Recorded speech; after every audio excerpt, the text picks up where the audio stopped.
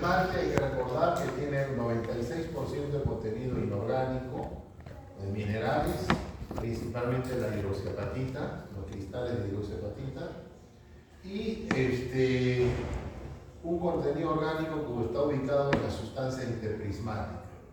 Su unidad morfológica, recordemos, son los prismas o bastones o varillas. La unidad celular formadora son los llamados ameloblastos, ¿no? Este contenido orgánico, ¿no? Son solamente algunas proteínas, como son las amelogeninas, como son las enamelinas, como son las tuftelinas, ¿no? Que son proteínas que están escasamente, ¿no?, en un mínimo porcentaje en el esmalte. Enamelinas, amelogeninas y tuftelinas principalmente. Ya dijimos que la unidad morfológica es el prisma o los bastones o varillas, y en la forma los llamados ameloblastos. El límite entre el esmalte y la dentina se denomina LAD, que es límite amelodentinario. También hemos estado observando dentina. Veamos que la dentina tiene un 70% de contenido inorgánico, mucho menor que el esmalte, y 20% de contenido orgánico más agua, ¿okay? Ese es el porcentaje aproximadamente con respecto a la dentina dentro de estos dos tipos de tejidos duros. Su unidad morfológica vienen a ser los llamados túbulos dentinarios, es la unidad morfológica que se presenta. La unidad celular formadora viene a ser el odontoblasto, o sea, él va a formar la dentina. Este odontoblasto, recordemos que es una célula terminal. ¿A qué llamamos célula terminal? Aquella célula que no se va a replicar, que no va a tener actividad mitogénica, como la neurona, por ejemplo. O sea, una vez que es dañada, no se repara. Solamente tenemos que esperar que las células mesenquimales de la pulpa se conviertan en algún acto reparativo, como por ejemplo la dentina reparativa, en un nuevo odontoblasto.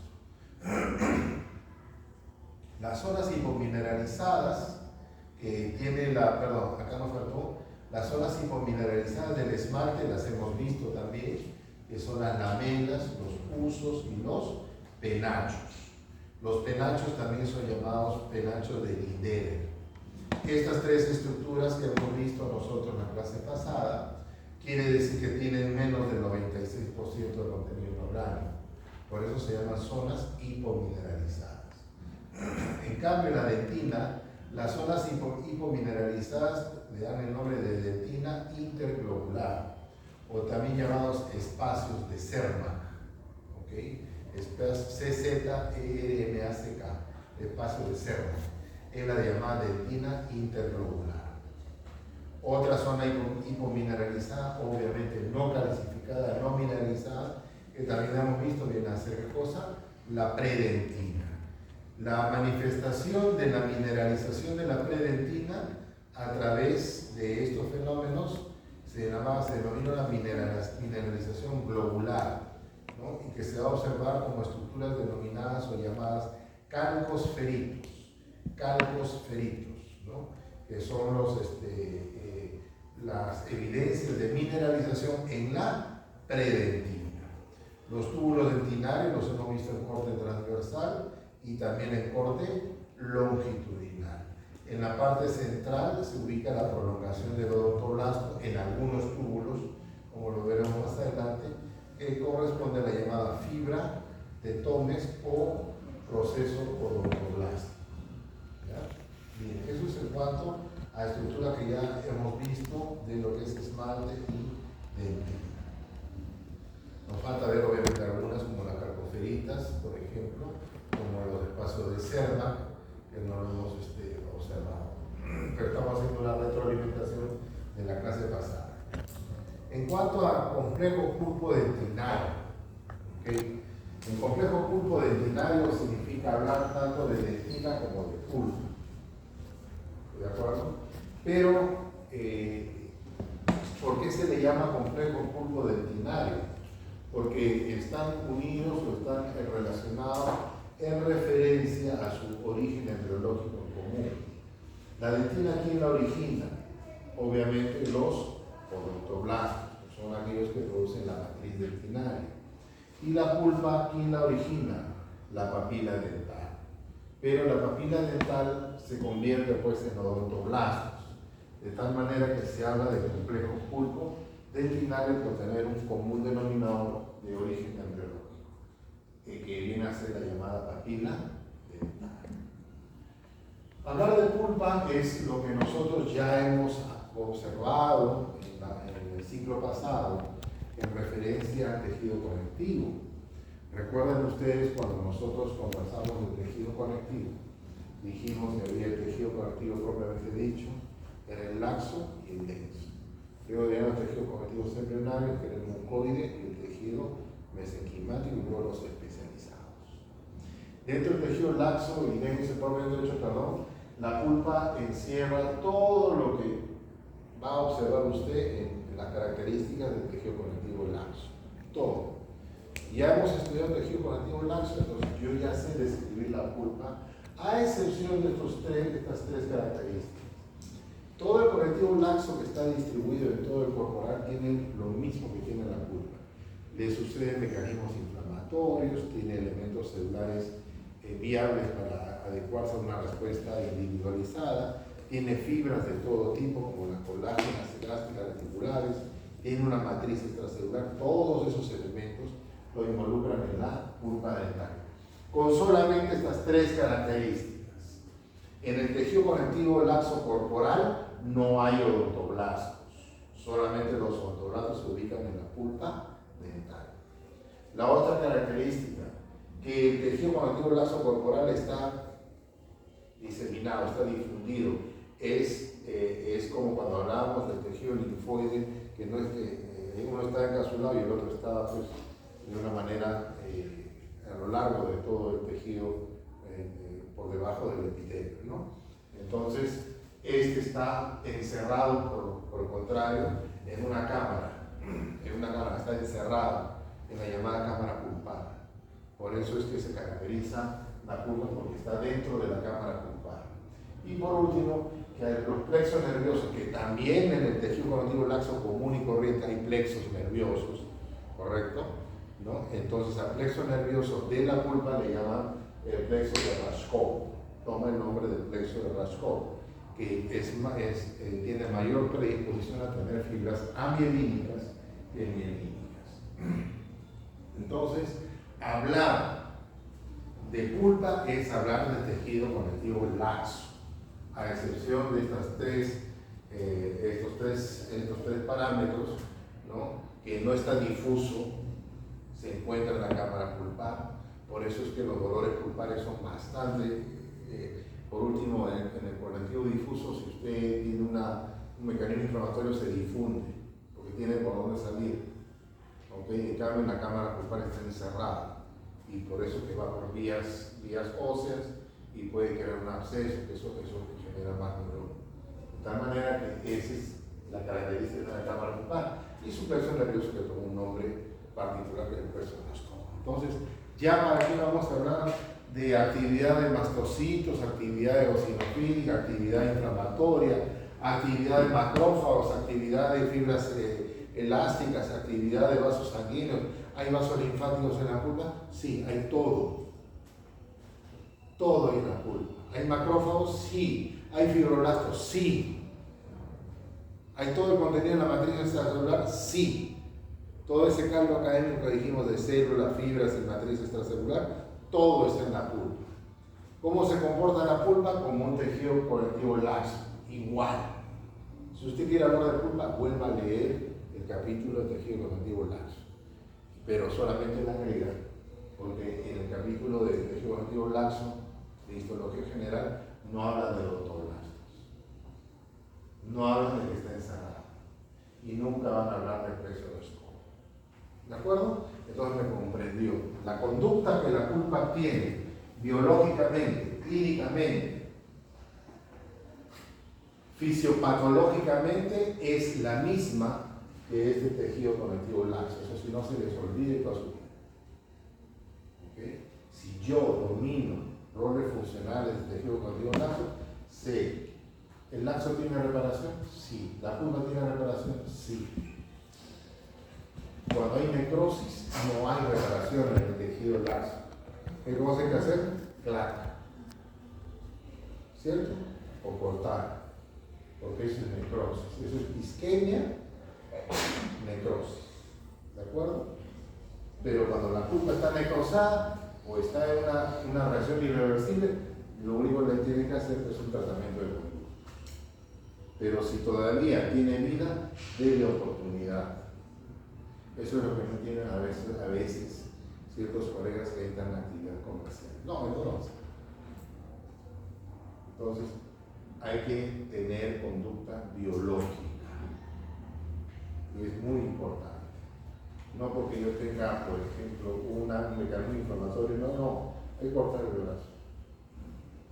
Dele pues antiinflamatorios, antibióticos, combate esa inflamación, no va a perder el brazo.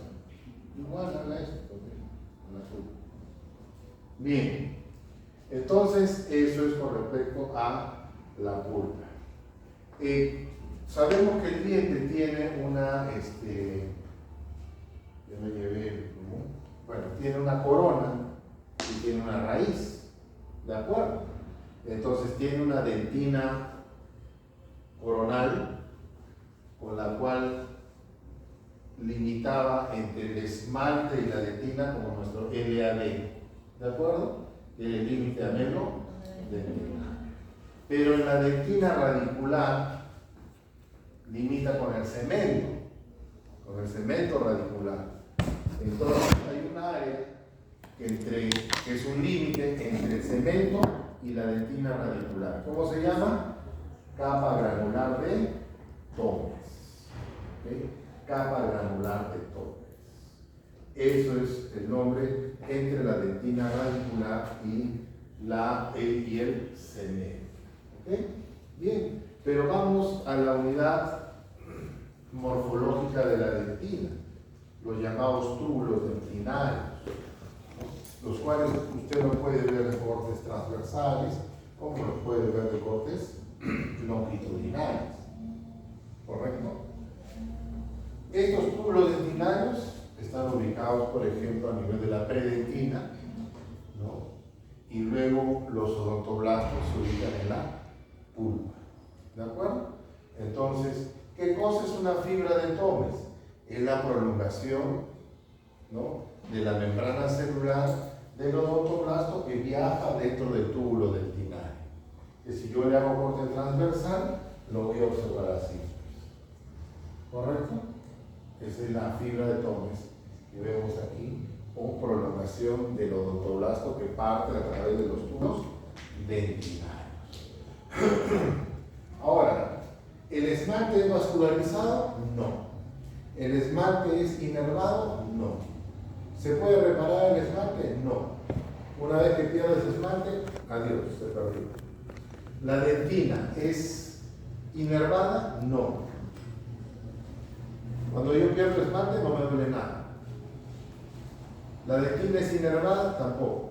¿La dentina es vascularizada? Tampoco. ¿Pero duele la dentina? Sí. Entonces hablamos de la sensibilidad dentinaria. ¿Por qué duele la dentina?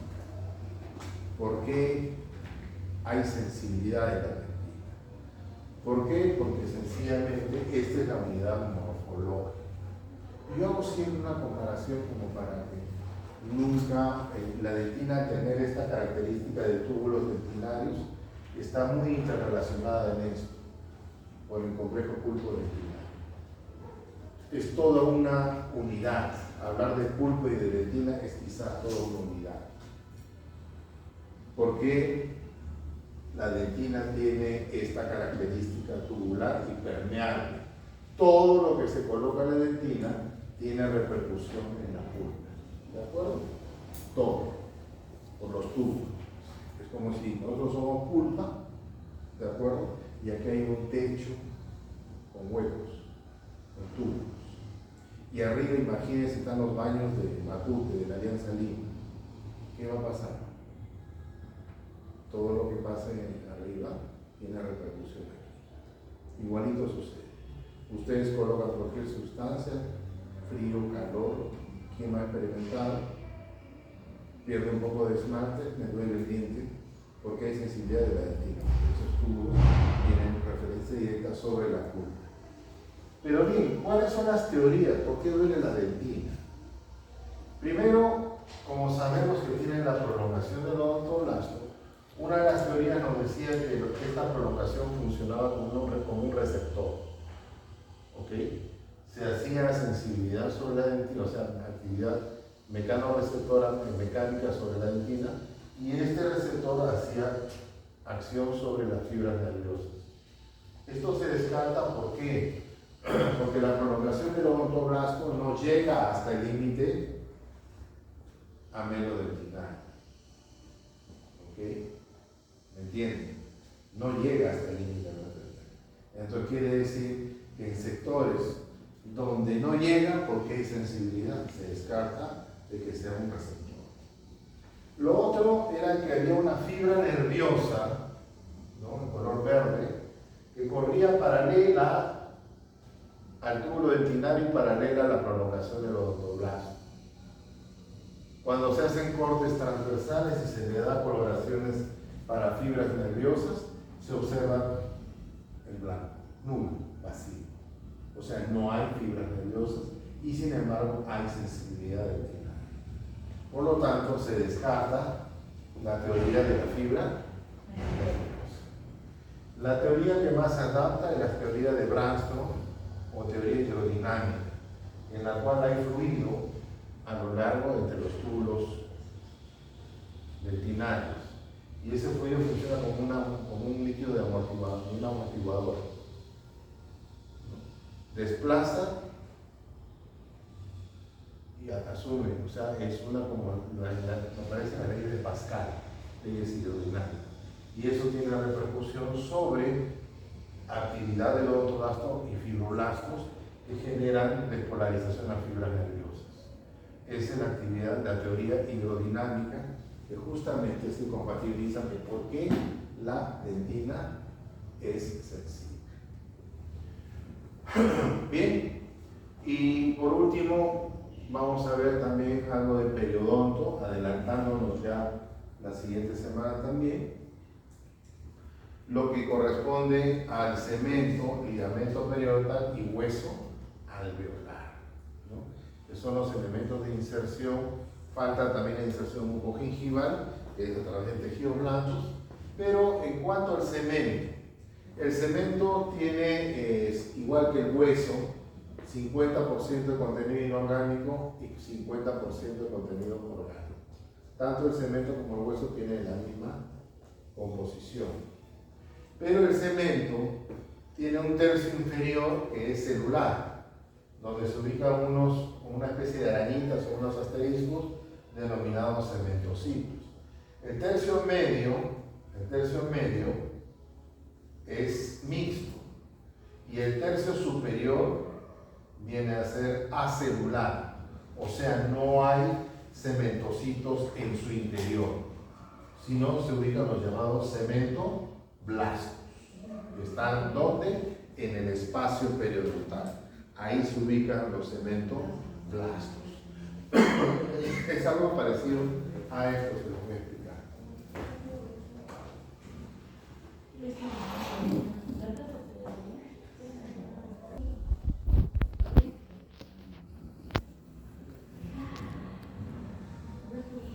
Un diente, y nosotros tenemos el cemento en 3 tercios. Esta es la corona y esta viene a ser la raíz. Entonces yo divido 3 tercios de la raíz. El tercio inferior, el tercio medio y el tercio superior. ¿De acuerdo? Entonces el tercio superior es acelular. El tercio medio es mixto. Y el tercio inferior es celular. ¿Qué quiere decir? Que aquí yo voy a ubicar, ¿quiénes? A los cementocitos. Aquí puede haber, como no puede haber. ¿De acuerdo? Pues es mixto. Pero aquí no hay. Entonces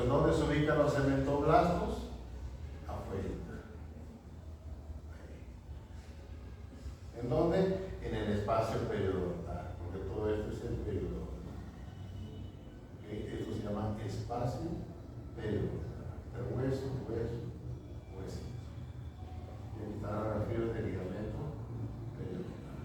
¿Okay? Entonces, a eso se refiere esto, de lo que corresponde a los tercios inferior, medio y tercio superior. Y ya para terminar, el ligamento periodontal, que es lo que une al cemento con el hueso alveolar, tenemos las llamadas fibras colágenas de inserción, ¿no? En las cuales también en este espacio periodontal usted puede ubicar ¿qué cosa? Los restos de Malacés. Aquí puede ubicar usted sus restos epiteliales, ¿no? Restos de Malacés ahí en el espacio periodontal, ¿no? En el espacio periodontal. En el espacio periodontal hay de todo. Yo me acuerdo que hubo una pregunta cuando estuvimos en un curso de especialidad. Nos dijeron 30 elementos celulares que se ubican en